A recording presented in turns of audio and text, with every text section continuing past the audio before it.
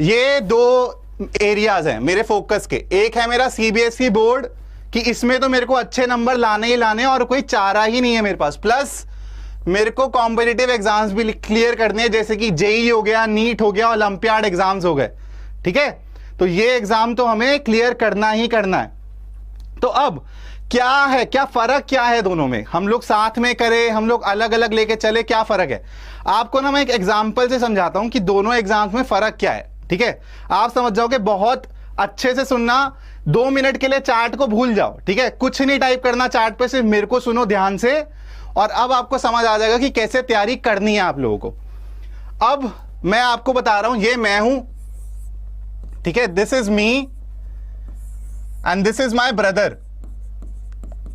ठीक है, सीबीएसई के हिसाब से ये मेरा भाई है, खत्म। सीबीएसई इतना है। आईआईटी, जेई, नीट या फिर ओलंपियाड, कोई भी कॉम्पिटिटिव एग्जाम, ये मैं हूं, ये मेरे डैड हैं, ये उनकी वाइफ है, मतलब मेरी मॉम, और ये उनका दूसरा बेटा, मतलब मेरा भाई। अल्टीमेटली है तो अभी भी मेरा भाई, लेकिन मेरे को बताया गया कि मेरे पापा की बीवी का बच्चा। मेरा क्या लगा, समझ रहे हो? ये फर्क है बस सीबीएसई और कोई भी कॉम्पिटिटिव एग्जाम में।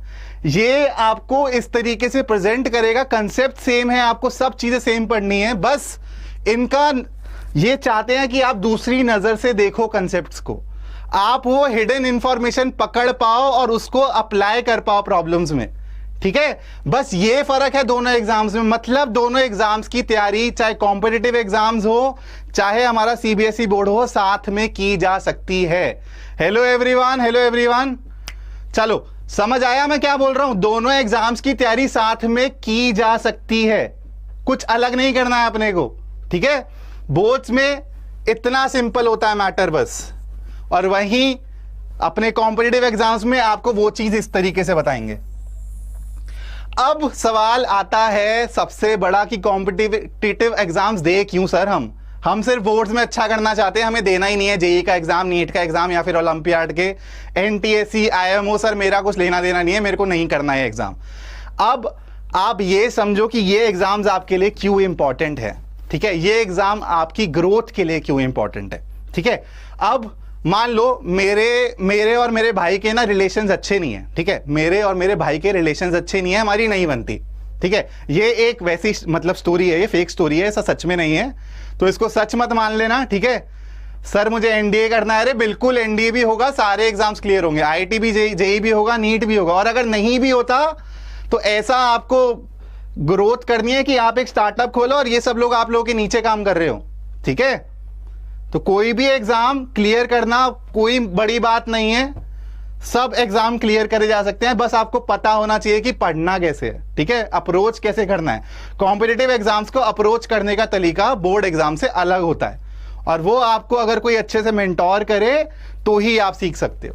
ठीक है, अब मैं क्या बोल रहा हूं, मेरे भाई और मेरे में बनती नहीं है, फेक स्टोरी है, वैसे बहुत बनती है मेरे और मेरे भाई में, और बहुत फेमस भी है वो, पूरे 70 फॉलोवर्स हैं उसके इंस्टाग्राम पे। ठीक है, चलो, और अब क्या किया, एक पड़ोस वाली आंटी ने देखा कि यार इसके भाई का कोई फंक्शन है और ये गया नहीं, तो वो मजे लेने आ गई मेरे से कि आप क्यों नहीं जा रहे हो।